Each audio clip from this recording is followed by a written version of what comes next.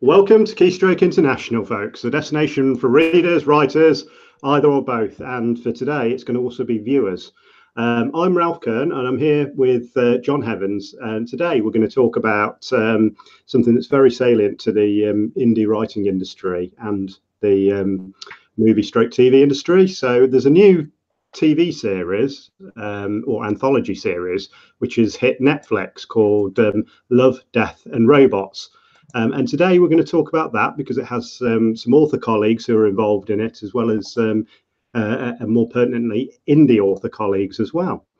But firstly, Jon, what have you been up to this week? Well, I've turned 42, so I'm now what's probably the perfect age for a sci-fi author because of the Hitchhiker's Guide, and I've been working on moving over our books from my own personal KDP account to a publishing account that we've set up, and that appears to have gone okay. So hopefully the reviews and stuff will get transferred over, and then I can stop sweating about that. But dangerous times, Jon. Dangerous times. Yeah, messing with the gods of Amazon is. The support responses have been helpful so far, but you still, you're still worried that something will go wrong, and then it will take weeks to sort out. But yeah, you've sacrificed the relevant amount of goats and virgins to. That's right, and sourcing virgins in Cardiff was difficult, I can tell you. Well, as the classic joke goes about whatever city you're in. It sounds like you've accomplished it. So you found them somewhere. Okay, brilliant. For me, it's very much been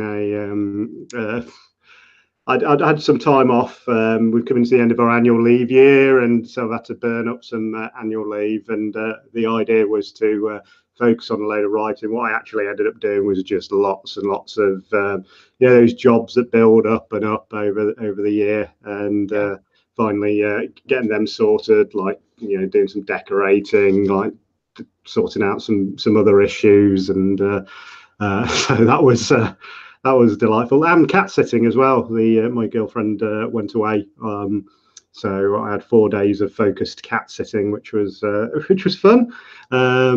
Crazy little beasts that they are. But yeah, other than that, not a lot on the writing front. But now it feels a little bit like turning the sort of the negative, because I was sort of like, I wanted to do a load of writing, into a positive. Like, my decks are starting to clear now, and it's like when I do go back to work, then at least I'll be able to focus when I come home, rather than sort of think, I've got a big list of things to do. So that's sort of liberating, I suppose. And that's about it, really. So hopefully some more news on the writing front next week. But for now, it's sort of systems a go. Right. So on to the topic of the day, which is principally around Netflix's Love, Death and Robots. Now, for those who don't know what it is, it's a animated, for the most part, an animated short story collection, where there are 18 episodes, I believe, or thereabouts. There's 18 episodes, and they range from 6 minutes to 17 minutes long. Yeah. So the lovely little bite-sized chunks of to be able to watch and enjoy. And one of the reasons why we wanted to touch on this was because it's from a mixture of authors. That some of them are traditional authors, household names, and then we've got other ones which have sort of come from the indie community as well.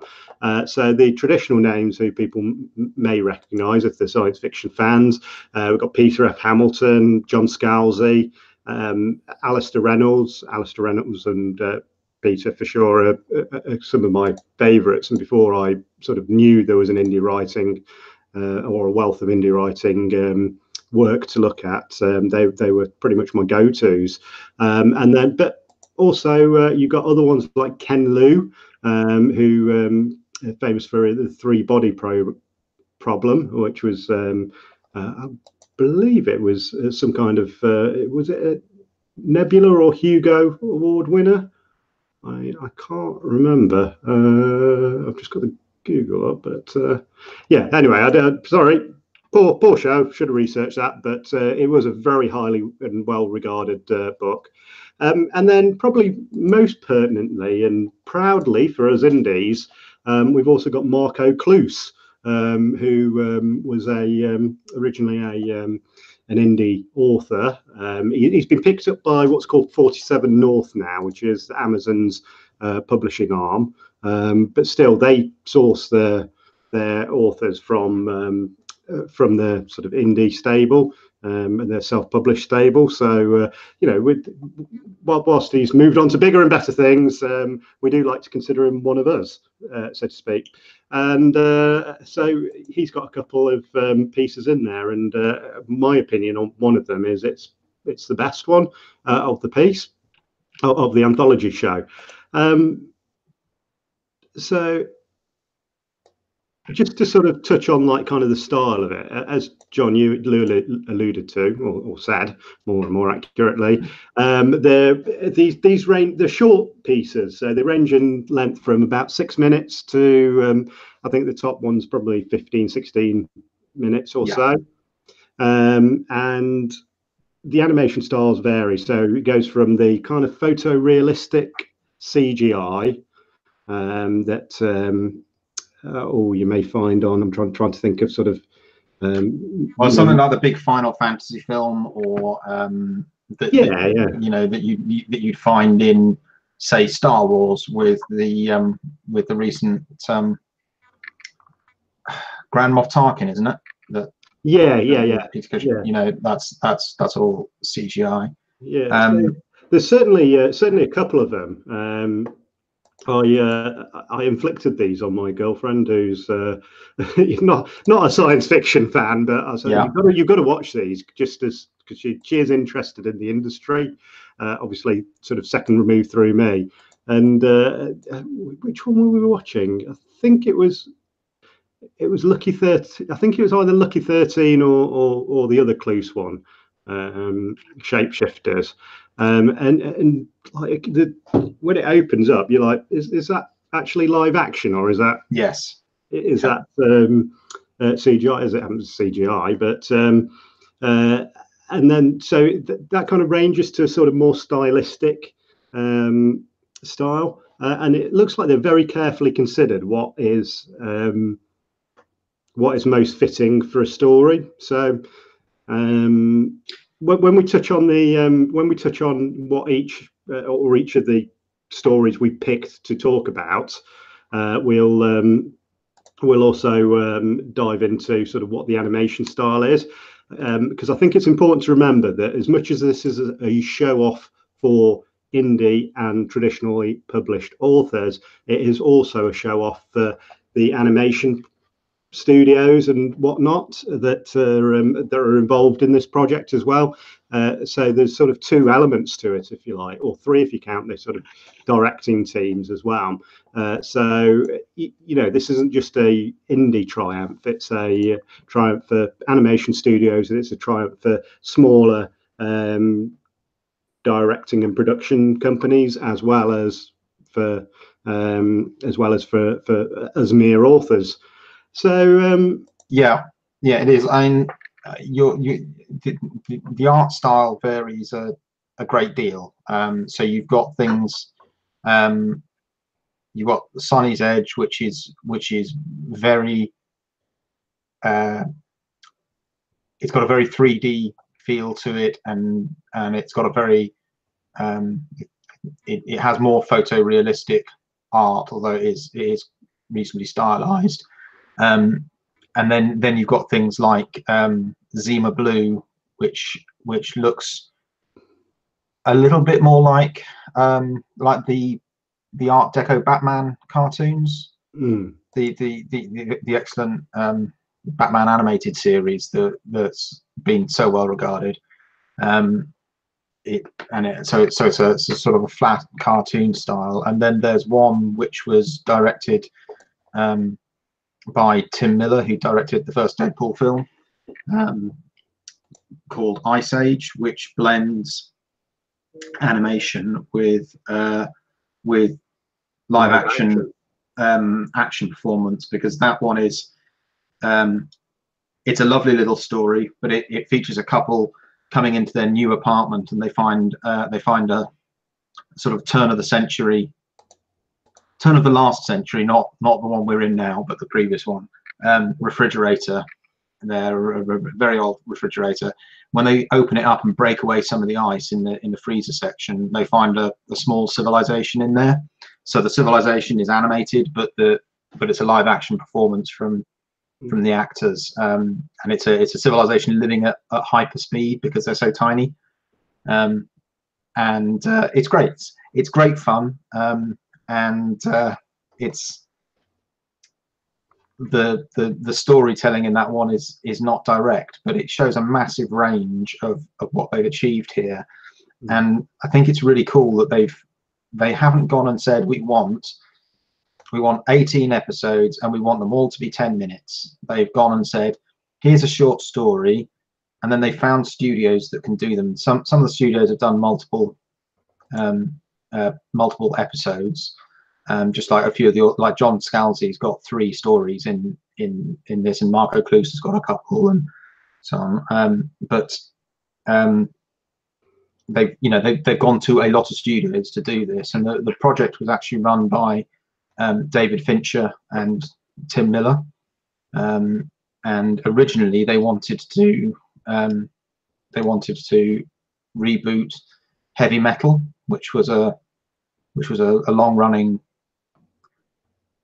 sci-fi magazine, I suppose. It was a sci-fi and fantasy art magazine. It was I came into it a bit late, and I've got a feeling it's shut down. But there was also a heavy metal animated film, which is even referenced in a South Park episode. So it's that's how influential it is. But anyway, they'd wanted to reboot that, and that project has turned into this. And heavy metal was,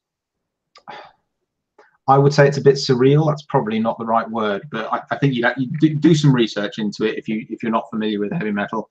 And it's a bit strange, and also it's a bit not safe for work, so I wouldn't research that or this series as it happens on a work computer, because people might think you are being a bit strange. There's quite a lot of nudity and gore in this, by the way, so if you are easily offended, then I don't know. Well, I would say develop a thicker skin, but certainly you probably don't want to be watching this. I'd agree. I mean, there is a lot of violence in it. That's without a doubt. There is a lot of nudity in it. Although I saw a couple of sort of negative posts on Facebook about sort of the gratuitous nature of it, and then I was sort of scratching my head, and I was thinking, yeah, there is nudity in it, and there is sex in it, and I was sort of like thinking through the episodes, and actually, all the sort of sex is relevant. I mean, I don't know about you, but I spend a fairly normal proportion of my life like in the shower or asleep in bed, and there's a lot of nudity involved in that. I personally don't get why people are offended by the existence of nudity or sex. And as for gratuitous, that some people seem to use gratuitous to mean you could have told the story without showing that, or you could have had like the 2 pineapples in front of them, or they could have been sat down at a breakfast bar where you couldn't see from that. I mean, do we really need to? It's the 21st century. I think that's the selling point. One, it's the 21st century, and if it was just pornography, if it was just animated pornography, then that's one thing. But actually, the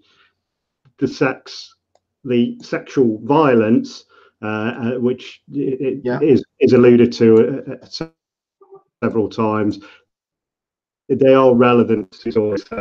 So yeah, go in and nudity, but don't worry, it's not. Yeah, I mean, if it's not just just the sort of thing that bothers you, then don't watch it, and certainly don't watch it with a 10-year-old. But yeah, absolutely. But it's there for a purpose. You know, these are very efficient stories, and that's one of the things to sort of really get across. You know, these are complete stories which come across in 10 to 15 minutes. They're not just going to put up nudity for nudity's sake.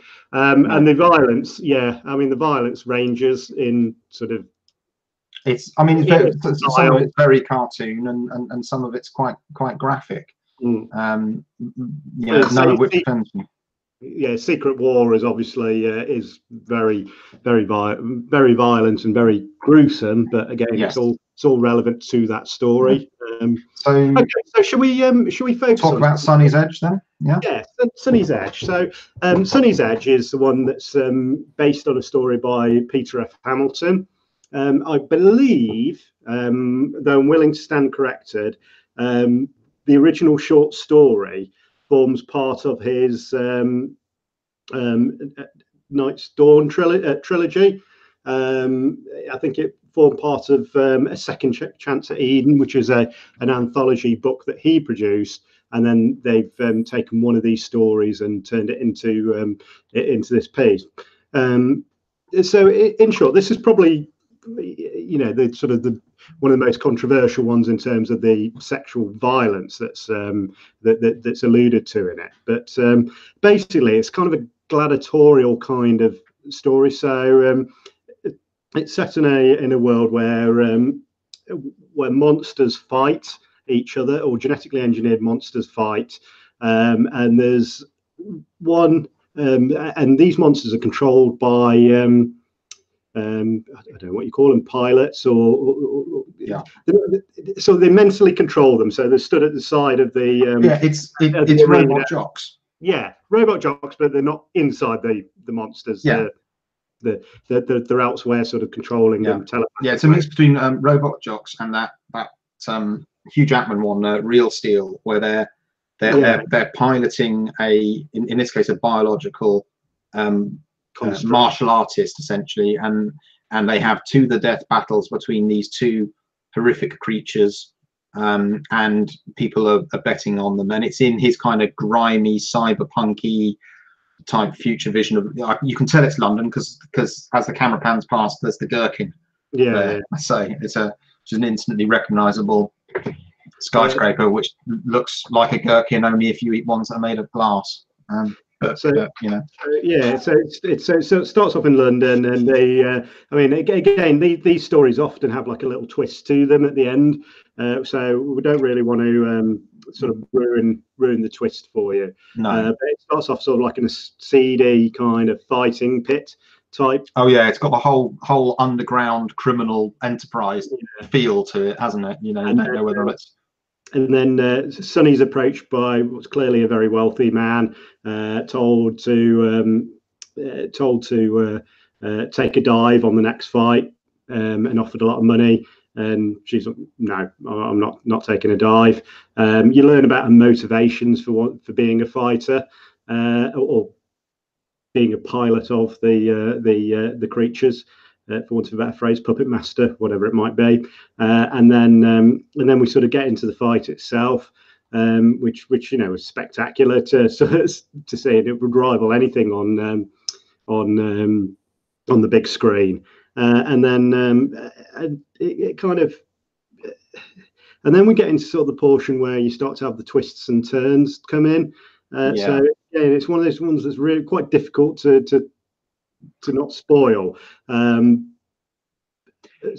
think let's focus on the sort of production value. So it was produced by, or the animation was done by a place called Blur Studios, who've done a few of these ones, and it's absolutely beautiful animation. The world feels grimy, it feels lived in, it feels real. It feels like Blade Runner in a way. It feels like Blade Runner and what Johnny Mnemonic should have been, but wasn't, because they tried not to do the story. But you see that opening sequence, and it's got this real. it's got this real feel to this future London, and it goes from the heart of the city out into one of the less pleasant areas, and then into this, sort of like a dodgy old warehouse that's underground, and they're doing these battles which one assumes are illegal because of the way it's being done. And it's kind of got a dirty feel, but it's towards the photorealistic end, and it's that's not the most photorealistic. No, definitely not. Probably due to the subject matter as much as anything else. Yeah. You've got massive monsters, but one of the things that sort of occurred to me in Sonnie's Edge, and for a few of these as well, but probably Sonnie's Edge was one of the kind of starkest, is there was, I think there was 1, 2, 3, 4, 5. There was six characters involved in it. There's lots of other people like in the crowd and whatnot, but there's 6 characters who have a part in it, like a speaking part, so to speak. And very quickly, I formed the opinion that these people had a history. They didn't just merely pop into existence at the start of the story. They've lived their lives beforehand, and then they've carried on. You see a sort of part of their lives are the ones who survive, and then they'll go on into the future. So it very much felt like it was kind of it's probably a testament to Peter F. Hamilton's writing as much as anything else, that it felt like a lived-in world. And for anyone who knows Peter F. Hamilton's books, brevity is not in this man's lexicon. So his books are like massive. So I think over in the US, a Night's Dawn trilogy got divided up into 2 books each. They're like 900-page monsters, each of them. And one of the things he does is he creates a world, and he spends as long creating the world as he does telling the story in it, which is sort of not what a lot of people do, but so it does feel very lived in, very realistic. All right, I think it's okay. So bottom line, summing up Sonnie's Edge, fantastic story, great one to start with. You get to see sort of like this series kind of showcases all of its kind of accomplishments. Great animation, great story, and great writing. So it's definitely a good place to start, and you won't be disappointed going forward. Shall we look at the next one, which is 3 Robots by Jon Scalzi? Yes. So want to talk about that one? Yeah, sure. So 3 Robots is about 3 robots who are wandering through the ruins of a what looks like a post-apocalyptic city, where there's no sign of human life at all, and there's a very functional robot which is clearly just some kind of mechanical servant type robot. There's one that's humanoid, and the third one's a little sort of like a kid's robot or something, isn't it? Really, I suppose they touch on one of their evolution like partway through, don't they? Yeah. So, like, the humanoid one, it was a descendant of an Xbox or something. So they find an Xbox, and you see on the robot's brow or wherever it is that he's the Xbox 1000, and he's like, well, that's your great granddad when they're holding up I think it's a 360 or something. But, and there's a bit where they're trying to work out what you do with a basketball. Which they've no idea, so they just sort of, like, one of them throws it to the other and it just drops on the ground, and they've got no idea what to do. One of them is regularly takes pictures of like dead bodies and whatever it sees. It just gets out a camera phone type thing and takes a picture. And there's a slightly sarcastic one who's sort of egging them on and so on. It's very hard to describe. I mean, because I really enjoyed it, but it's hard to describe again, it's the thing with short stories is they often have a twist that that you can't. If it's revealed, it'll kind of spoil the story for you. So it's hard to say. Twist. I mean, it's not kind of a huge twist like. I mean, like take Sonnie's Edge. You knew what the twist was going to be. You knew it, but it was. But part of it was in the revealing of it, which was. It doesn't take the brains of an archbishop. Yeah, I'd say I didn't spot the twist, but I wasn't looking for a twist. I was just engrossed in the animation. So I don't think I've read the. I'm smarter than you, then, John. Yeah, that must be it, and it couldn't be that you could have read it in the Night's Dawn stuff before. So, yeah. No, but I mean, three robots. Then, hey, I got the twist for the Sixth Sense without even seeing the film. And then I regretted seeing the film because it would have been awful even if I hadn't. I hate that. Anyway, but yeah, I mean, Three Robots was great, and it's very funny as well. Sonnie's Edge, not really funny, so much as it is. It has valuable commentary on life, and it is a sort of a great action sequence.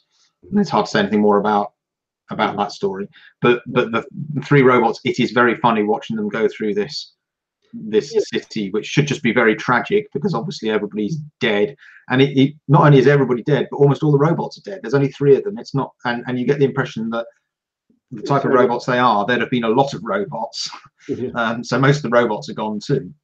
Yeah, you don't get any sense that they're from sort of like a big kind of robot society or something. I mean, there might be. I mean, it's not really delved into, but you kind of. It's almost. I got the impression it was almost like kind of a Red Dwarf kind of situation where they're desperately trying to amuse themselves. So like, the 3 left, so they decide to go on a tour. I don't think that's ever clarified as such, but and it does feel like they've come from somewhere that's basically safe, and they've just gone out into the wider city because basically it's Red Dwarf and they're bored, and they've got nothing, they've got nothing to do and nobody to serve anymore. So but also they have no real idea what went on. That's something that's true in the story. So that they're not going around. Do you remember when the humans did this clearly stupid thing that's caused this apocalypse? One of the things I can easily see with this series, this particular episode of it, is that I can picture Pixar picking this up and running with it, because it feels almost like a long trailer for a kind of computer animated film. And as such, I wouldn't be surprised if we'd revisit those 3 robots at some point later. Should we move on to the next John Scalzi, when the yogurts took over? I like that. Yeah, that was it was a bit of a bizarre one. It was. It's purely for laughs, isn't it? Really, it's surreal as much as anything else. So basically, there's a scientific experiment that goes kind of wrong, and someone cultures a really intelligent batch of yogurt that rapidly begins to solve the world's problems. Provides fusion power and all that kind of thing.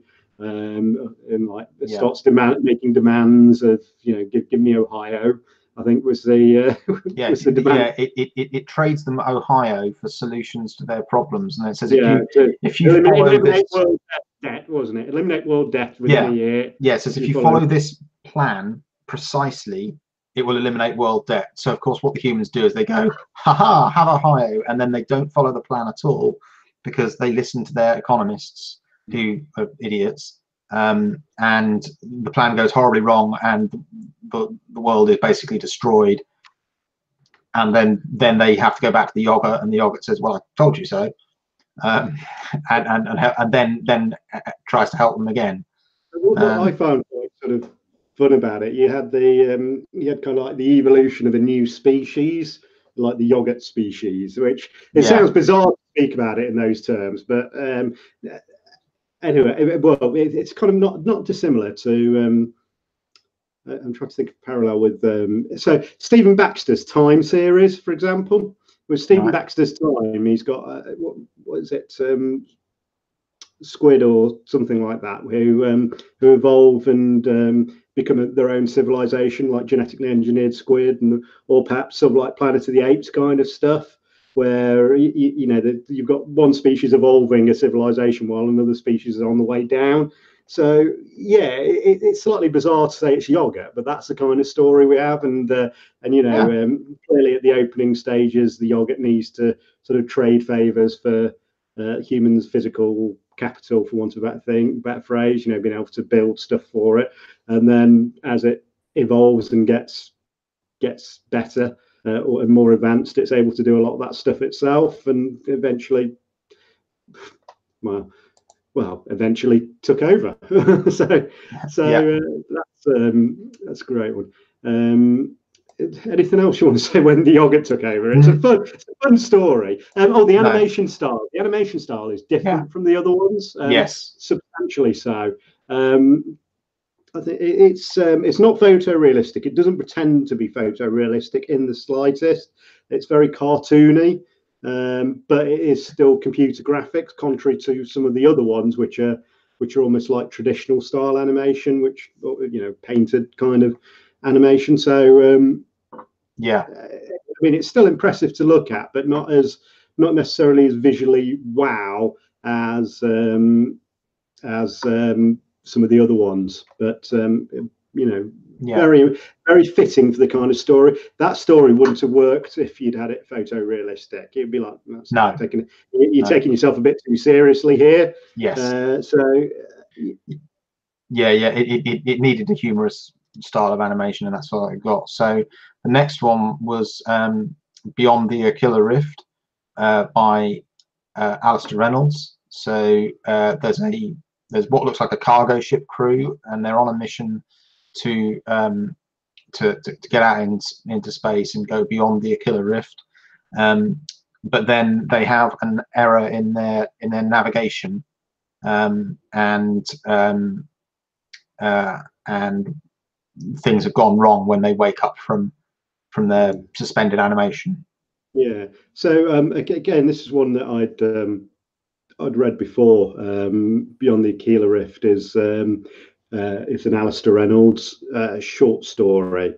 Alistair Reynolds, one of my favourite authors, or favourite traditionally published authors. I'd urge anyone to sort of have a crack at Pushing Ice, House of Suns, or his Revelation Space, which is his big series. But yeah, Beyond the Aquila Rift is not part of that. It's actually softer science fiction than most of his. Most of his sci-fi is quite bounded in reality, should say bounded in realistic physics. Sure. Beyond the Aquila Rift is it's sort of almost like a traditional sort of space opera kind of thing. So in a nutshell, you got a freighter crew. They're going through a Stargate to wherever their destination is, which is not too far away, but still requires them to be in suspended animation while they travel into the Stargate and then out the other side.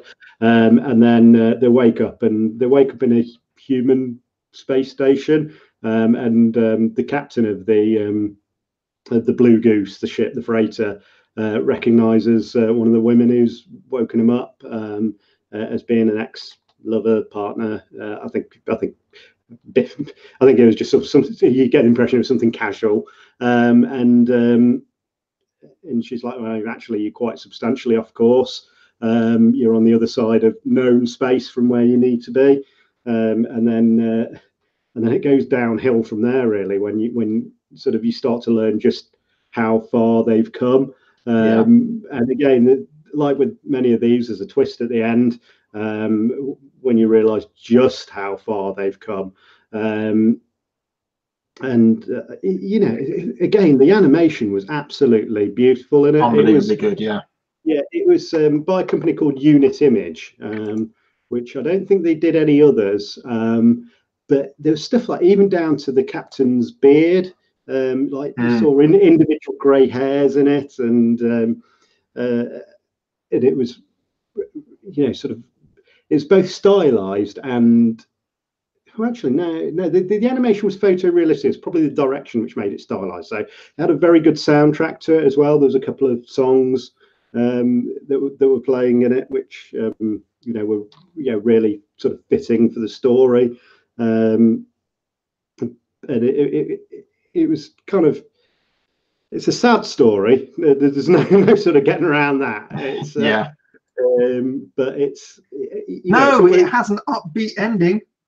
Yeah, but it's what I liked about this, and I remember reading somewhere about Alistair Reynolds' motivation for this story, and he wanted to create something which was almost like a in the far future, almost a kind of what would be like an old school nautical sailor story. If you get my meaning? Yeah, so like Whale or Davy Jones's Locker, that kind of feel of a story, and I think he achieved that really well with this. And it's you get the impression that sort of in those bars and places where spacers gather to talk about their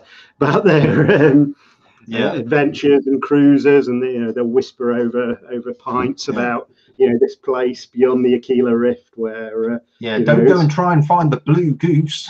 Absolutely. It went into the Aquila Triangle. Don't go there. It's a great piece of future history, and I'd always love to read about the wider world of that, and just it would be a lovely little Easter egg to have, sort of like the beyond the Aquila Rift to be sort of a spooky ghost tale or that kind of thing that is told. But I think it would work well in a future Cthulhu mythos anthology. To be honest, it would sort of fit right in with that feel of it goes wrong, and it goes wrong badly, but he meets his erstwhile partner, girlfriend, lover, whatever she is, and it's a surprise because he's not expecting to see her there or even be where he is, and they have a good time. And this is one of those ones with the quote unquote gratuitous sex in it, but and just to touch on that again, this was probably like the most gratuitous out of the lot of them in terms of like nudity and whatnot, but it fit. And for the next minute or so, skip a minute if you don't want any spoilers. Skip 1 minute if you don't want any spoilers, starting from now. I just to summarize very quickly. So it turns out that they've not just gone beyond the Aquila Rift, they've gone thousands, if not millions of light years into possibly another galaxy, and they've and his girlfriend is just a sort of part of the virtual reality that's there to sort of make him feel comfortable. So as such, the kind of the controlling intelligence of where he's ended up, which is when you see it, it's like that is freaky.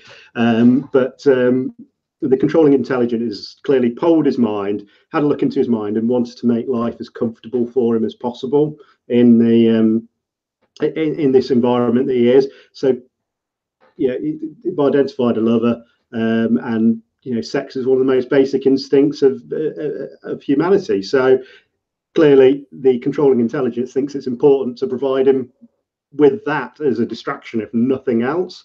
It looks gratuitous, but actually it serves a purpose, and it's quite a SF purpose. Arthur C. Clarke and whatnot, Stephen Baxter and so on and so forth, they often use that. It's become a bit of a trope, I suppose. Star Trek is used all the time. But anyway, the minute's done, so welcome back if you've skipped over a minute. Anyway, should we move on to the next one? What's worth mentioning? We've got Shapeshifters as the next one in the author, the first of the Marko Kloos ones. I just want to mention the dump though first, because that was number 9, and it's so a city inspector played by Gary Cole, who's a great actor. I love Gary Cole. I mean, since he was his best part is in Dodgeball, where he's a commentator of. But he was the creepy sheriff in American Gothic as well, and he was fabulous in that role. But with a. he's a really good actor, and he plays a like a put upon city inspector who's inspecting a massive scrapyard and telling the guy, you've got to leave, we're building new apartments next door and this place is a health hazard, you've got to leave and we're going to clear it out and you're evicted. And the guy starts insisting on telling him a story, and he's just like, oh God, please let me go. And the guy starts telling him a story about this pet that he's got, and you can hear stuff rustling in the background of this scrapyard and stuff, and then it's got a really nice funny ending to that story. So I really enjoyed that one.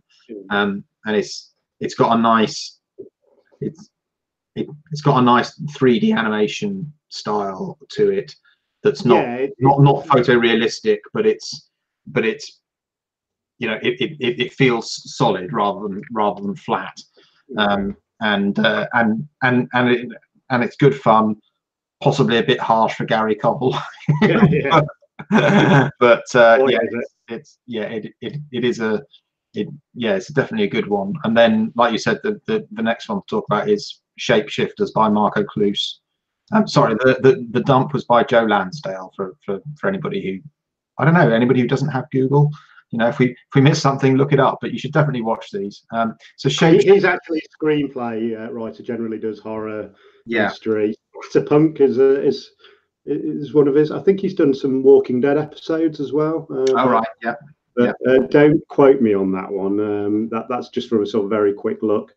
So the first of the Marko Kloos episodes is Shapeshifters. In short, what this is it's set in Afghanistan, or certainly some kind of dusty. No, it's explicitly Afghanistan. It's a unit of Marines, perhaps. I can't remember. They're sort of seconded to the Marines in some fashion, and there's a specialist unit. So the basic, in short, it's werewolves that are seconded to Marines, and they spend most of the time in sort of human guise, but they're kind of used in sort of several capacities. One is sort of like just to sniff out the enemy, but two is basically a bullet sponge, isn't it? Yeah. So they put them in front, and then. The backstory is that they're covered under like Geneva Conventions, so they're not allowed to use them as like shock combat troops, really. So they use them for things like they go at the front of a convoy and they sniff out improvised explosive devices or where an enemy sniper is, but they can clearly regenerate a lot of damage as well. And it's about these two werewolves, but nobody likes them. They call them dog soldiers. Everybody else, despite the fact that these guys do a fantastic job of saving their lives, everybody else is like, we don't like them because they're werewolves. So they're quite childish about it, in a way that doesn't actually, to me, it didn't feel real. That bit, it felt like no. If you had some guy, if the werewolves were constantly doing bad things to people, but you still were told to put up with them, then it would make sense. But otherwise, I think most people would be like, you shut up about Bob. Bob saved my life 6 times in the last 3 months. Yeah, and you kind of get a little bit of that at the end, don't you? But ultimately, But even the commanding officer is horrible to them, and you're like, that just makes, I don't know, that I liked it. I liked the story, but that felt forced. Yeah, and I think this was a longer story that was rammed into a short story, and I think that's part of the issue here. So you know what? I'm not going to deconstruct someone's work because it is a short story. And bear in mind, all of these things were rewritten as well. I want to stress that. We're not talking about the original short stories, because every single one of these was screenwritten, because that's how screenwriting works. Every time you see something and you think, this isn't how it was in the book, well, somebody had to boil it down and some things may be lost, not all the time, but sometimes. Yeah. So change. I'd agree with you. It does feel forced, the sort of animosity between the dog soldiers, straight werewolves, and the regular units. But I don't think that this sort of short story. Maybe it's something that's saying that perhaps a different short story would have been better placed here. But I don't think they had necessarily the space to really kind of give the impression that these guys were despised. If as you say, they were like kind of marking their territory all over the base, that would probably really piss people off.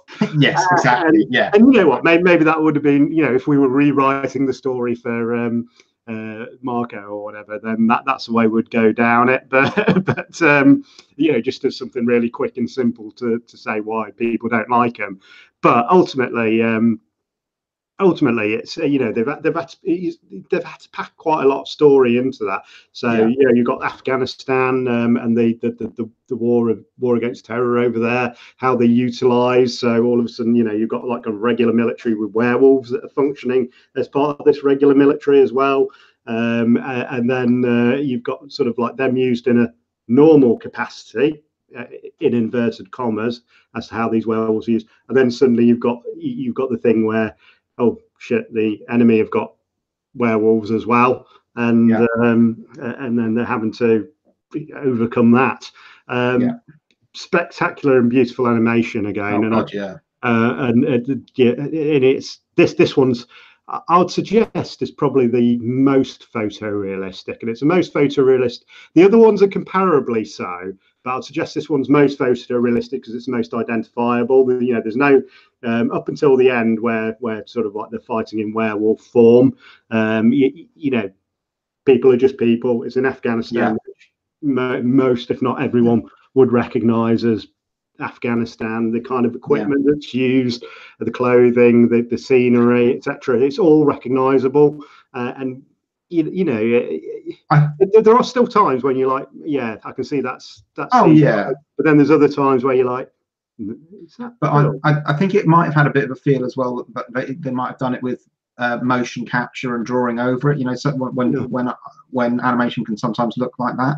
I don't know if that's. I haven't researched how they did any of the animation in this, but yeah, it felt visceral and real, and it's a great story, and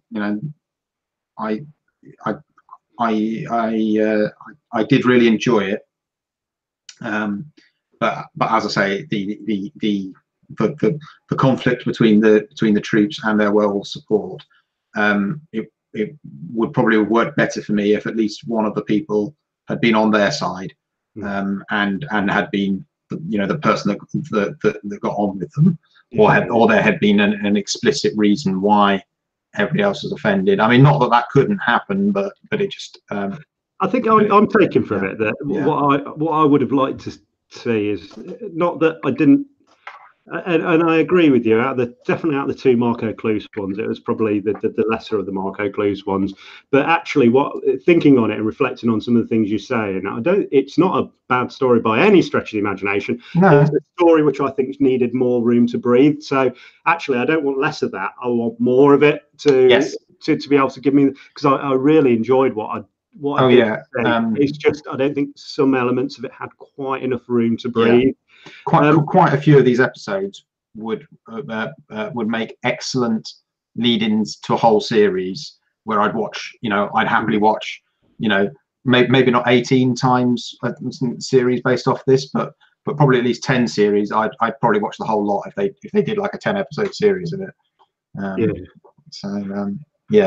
And then I think we should just before we go on to the next Marko Kloos one, I just want to dive into another one I quite enjoyed. I've just seen it on the list, Helping Hand. I love that. That's a really nice little bottled story. It's like an incredibly short version of The Martian. Or Gravity. I would say Gravity, but I haven't actually watched Gravity, and what I've read of Gravity made me think well, I missed it in 3D, so which I heard it was great in 3D. It's a fantastic film, but that's essentially what Helping Hand is. It's sort of like a mini pint-sized Gravity. Again, excellent graphics, excellent story, and lousy mission planning. But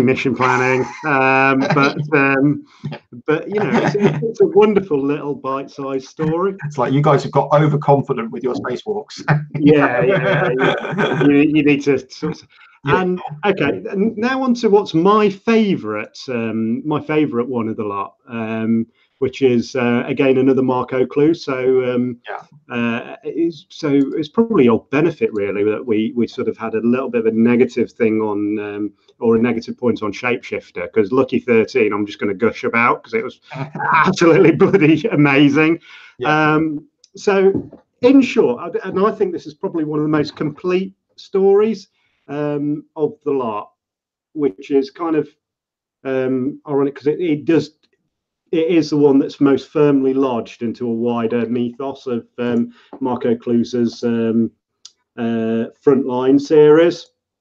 So Lucky 13, in a nutshell, Unlucky 13 is a dropship, a shuttle, kind of hybrid shuttle stroke helicopter, I think is. Yeah, it's basically an advanced helicopter dropship. So it's not a space dropship. It can go into space because you see some of the because that's how it loses its first.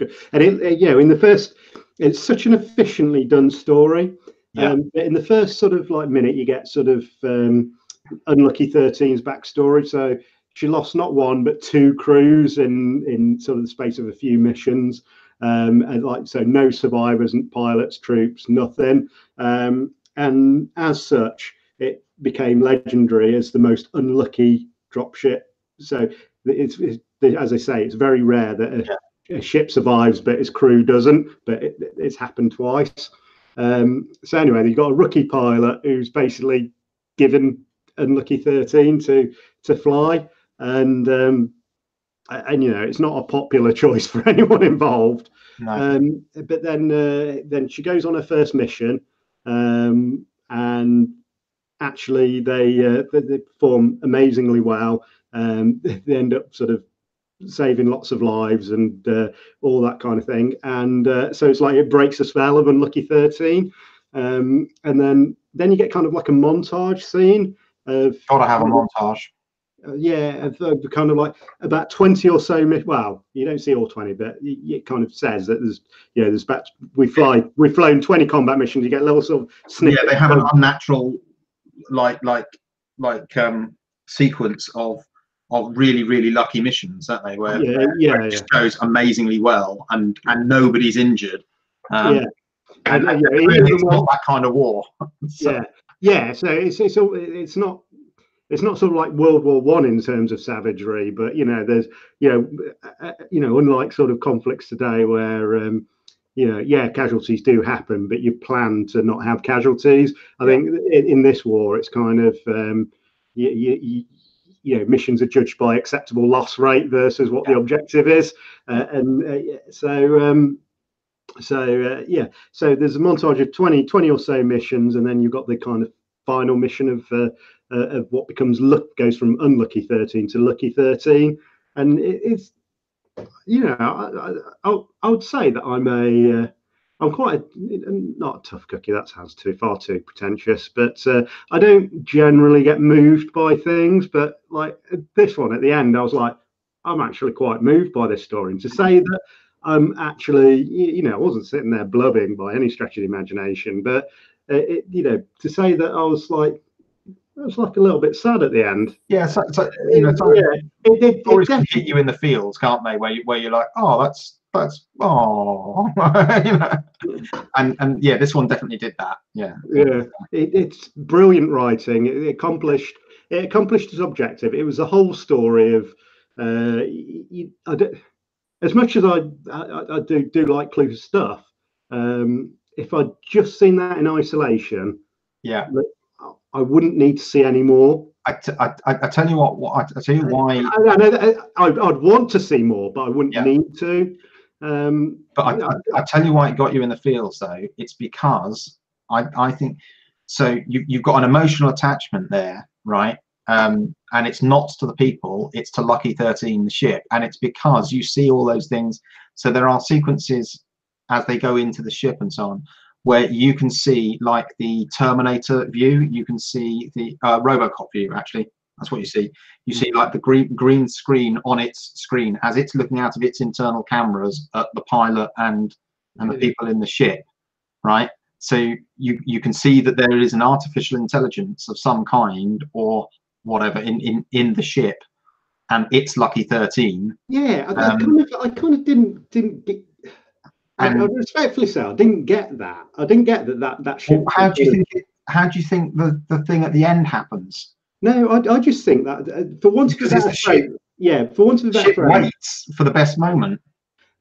For once of a better phrase, I think it's. I don't think it was. And this is probably completely open to sort of any interpretation you want. Is just your interpretation is just as valid as mine. I don't think that ship was artificially intelligent in any kind of sense whatsoever. I think it was just a ship, but I think it had kind of like that I think the Games Workshop, you know, the machine spirit or whatever it was. I think it just it had some kind of sort of not supernatural, but sort of it had sort of a spirit to it. And that's what I got from it. I don't think they could have had any kind of conversation with it or anything like that. I think it was just like kind of I think that dropship evolved from like I don't like people to I actually like this pilot. I got the impression that the humans were too dumb to realise that it achieved intelligence, and when they went in and were nice to it. Because there's a bit where they go in and they stroke the Lucky 13 symbol as they walk into the back of the ship, and they all sort of I don't know kiss their fingers and touch that thing as they go into the ship as part of the luck charm. But yeah, so just to clarify with that, Lucky 13 does definitively form part of a wider series, which is the Frontline series, and I just want to sort of probably correct my comments of a few minutes ago when I say that I don't need to say anything more. What I mean is quite distinctively about that pilot, that ship, and that unit. Yes. You know, what was his name? Lieutenant. Sorry, Colby. Yeah. I don't need to see anything more about Lieutenant Colby. I don't need to see anything more about the squadron she was part of there. You know, that was a beautiful story, and I'll use the term beautiful because I think it, more than any of the other stories, it's probably the most fitting. It starts, it finishes. Within that kind of contents of that story, I don't need anything more. It was perfect for me. And to stretch it out any longer would diminish the memory of Lucky 13 for me. Yeah. However, that being said, the wider universe, the wider storyline, and the wider world. Can you imagine a whole Mill sci-fi series done in that animation? It'd be amazing. Yeah, and I think I'd love to see the terms of enlistment. And is it which is the other one? The second one. I'll have to find it. Lines of Departure, I think it was. And like some of the like space combat, and that was some of the best in the business. So you know, I'd hope that off the back of that, it was it's going to earn itself a TV series. Right. The last one, I think we just need to we want to touch on, and the reason why we picked these ones specifically is, and there are other excellent ones, Ice Age, which you mentioned earlier, John, but ones like A Secret War, I thought that was a brilliant one. But we've gone for ones that are recognisable as either indie colleagues of ours or people we're aware of people we've read. So Zima Blue is the next Alistair Reynolds one. It's a bit of an odd one. This is like properly art house, isn't it? It's even down to the animation style. It's a classic sci-fi story. It's a sort of thing that you'd have found Asimov writing. In fact, it's very Asimov. It's very. Yeah, Zima Blue was one of Alistair Reynolds' first ever stories. In fact, I'd be willing to say it's probably his first one. I mean, just the description of it: a reclusive artist gives a final interview after 100 years, which is the description of it. You know, like it's just somebody interviewing an artist who does these weird pieces with a big blue square, well, a big blue square or rectangle in the middle of the picture, and he keeps doing that, and he keeps doing these massive installation pieces, all of which share that theme, even if they're on the sort of like moon-sized scale. And then finally, after 100 years, he gives this interview, and you find out why. He manages to make that into a story, and it works.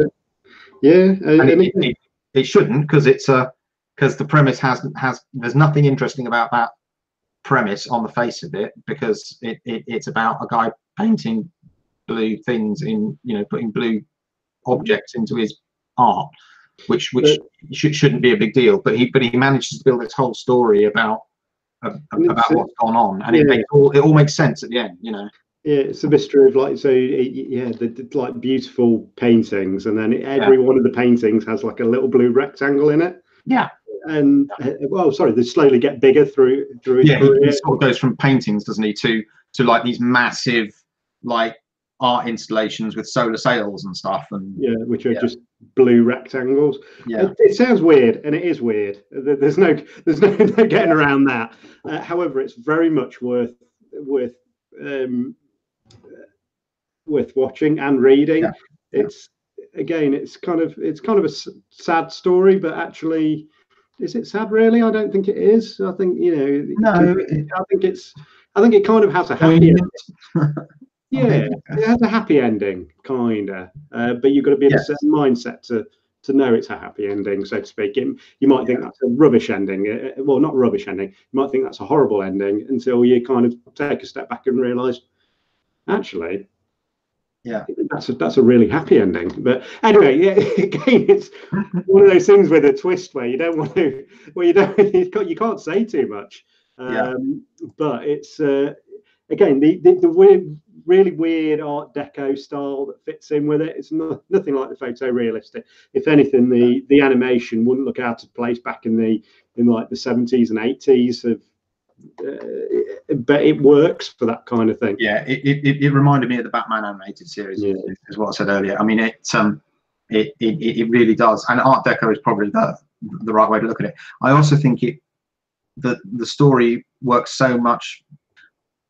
I imagine it works so much better seeing it, so that you can see the blue square and understand what the heck's going on, than it would on the page, because then. If you weren't imagining it in the right way, I haven't read it, but I think it's perfect for an animation. Whereas I might have got to the end of it reading it thinking, I don't get it though. I don't get why the blue. You know, I still don't understand what was going on with this blue square. I'm not visualizing it correctly. I think he explains it well, but he's a very talented author, so you kind of get what he's going for. I mean, I think the big sort of the downfall about the sort of doing it in an animated manner or a visual manner is that in the short story, like the art is portrayed as like kind of so amazing that it's unbelievable, and it's almost like you can't even imagine how good this art is, whereas obviously seeing it and you're like, you know, that's it's very impressive, but you know, it's not. Modern art doesn't do anything for me in the slightest. Not I mean as in modern art, not as in art that is modern. Show me a Games Workshop painted miniature or a good sci-fi cover and I'm happy, but if you can see it in the Tate Modern and it isn't Rodin's The Kiss, which they usually stick in the corner, would you believe it? Then you know, I'm not a fan, so no, it doesn't necessarily work for me. But you don't need it. You don't need to appreciate the artwork that the fictional artist is making in order to get the point of the story. When he does the sort of like monolithic pieces, where they can even call it the monolithic age, where they got like kind of the huge blue squares, which like on the side of planets and things like that. You're like, yeah. actually, I mean, I was thinking this audience is full of total, you know, exactly the sort of people I meet when we go to the Tate Modern, and which I hasten to add, I only do because we're waiting to go to Shakespeare's Globe. I don't know. All right. You don't need to tell us anything. Just on the note of, and I hope that, just on the note of sort of Alistair Reynolds, you know, I've been a fan for some time, and the collection that Zima Blue appears in is called Zima Blue and Other Stories. And I remember there was a couple of exceptionally good stories in there, which I'd hope would make the next Love, Death and Robots anthology, if there is another one. Hideaway and Merlin's Gun, you know, they were awesome. Anyway, so back to the anthology as a whole. I overall was really impressed with it, and especially impressed with the fact that, you know, it's people we know and recognise who've been part of it, and that sort of like fills me with a little bit of pride. I'm going to sound a bit sort of like messianic and arrogant now, but when at the end of last year with Keystroke Medium, our parent show, we held a predictions for 2019, and in each of us who were involved at the time were sort of, we went around and thought, what do you think we're going to see in 2019 that's going to change the indie writing industry? I said, my one was, I think we're going to start seeing more indie stuff appearing using indie production companies on YouTube, and actually I think I underestimated it. So I was sort of getting into my head the kind of so on YouTube, for example, there's a Star Trek series called Battle of Axanar or something like that. There's Imps the Relentless, which is a fantastic kind of piss take of Star Wars. It's the modern troops, basically. You know, sort of Star Wars cops following a bunch of stormtroopers.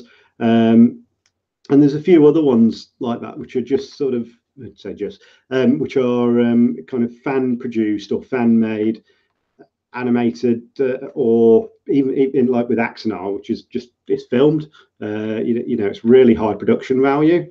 And there's a few stuff, loads of Star Wars ones, loads and loads of them.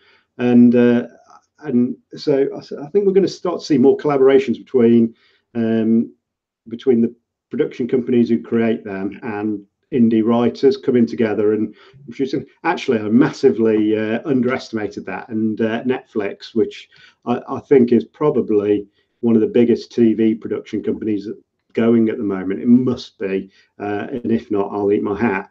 You know, they've completely taken that theme and run with it with this, and I'd hope we'll start to see a second, third seasons, and I'd also hope that you know, they'll continue their support of the indie writing community with this as well. So I think it's a brilliant thing. It's an absolute step forward, and I think it should be supported as much as possible. What are your sort of closing thoughts on the anthology as a whole, Jon? Well, I think it was excellent, and I also like that it was. I like that each episode was individual, and that they clearly didn't place restrictions on length or style of animation, at least in making their final story decisions. I'm guessing they might have had, you know, they've got 18 stories done. I'm guessing they might have had a whole bunch of other projects that they considered, you know, and looked at budgets and style of animation and which studios might do them. So I'm sure they had some kind of process, but Netflix has done something quite bold in that this doesn't have lots of rewatch value, and it doesn't lead into another series of of exactly the same content. They could do another round of this, but it would presumably be 18 fresh stories. Although they could take some of these and say, wow, people really loved Lucky 13. Let's commission a series based on his Frontline universe. They could absolutely do that. Yeah. And they've got the budget to do it as well, assuming that the budget for these animations wasn't insane, and considering that some of them are photorealistic. From our perspective, they're on that level. I assume that that's cheaper now than it used to be, but it's probably still taken a very long time to do each episode. So will we ever see them, or will we see them do animations like this for a full series? You know, a lot like Marko Kloos's Frontline series. Will we see that happen in the next 3 or 4 years? Will anybody do that? I don't know. But I'd say we're certainly a step closer, though. Yeah, and I'd love to see another season like this. I've enjoyed the Black Mirror seasons, which are each individual episodes that aren't related to each other. And I could enjoy another round of short stories like this. And what a great way to to get short story content out there, because it's very hard to picture them doing one of these at a time as unrelated projects. But they've been able to give work out to a whole bunch of companies for effectively separate projects that would all be managed themselves, and once they're all finished, they can put up a series. So yeah, I mean, I'm really hoping it's as popular as I think it will be, and that Netflix will commission more, and we'll see more good short stories, you know, brought to the attention of the viewing public. And I think sooner or later, you were talking about the sort of the fan films things, and I think some of the larger indies, the ones who are sort of going into small publishing company status, there will come a point at some point where the costs of doing an animated series like this drop to the point where they might actually be able to fund a 10 episode series to cover their trilogy or something.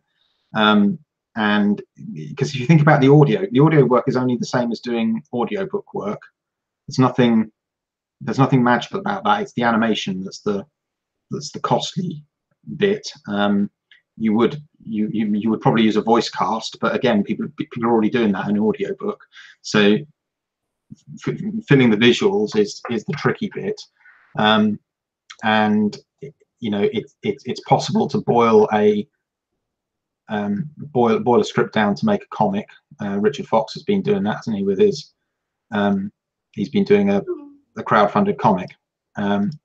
So yeah, I think this is a very promising development, and I really want to see season 2 of Love, Death and Robots. I'd love to see it. I heartily recommend it to anybody. Possibly not while you're eating if you've got a weak stomach. Definitely not around youngsters. Yeah, I think you'll enjoy it. And you know, the longest episode is 17 minutes, so you'll be on to a completely different story if you don't click with one of them. But they've all got nice twists going on. So yeah, highly recommended. All right, cool. All right, thanks, Jon.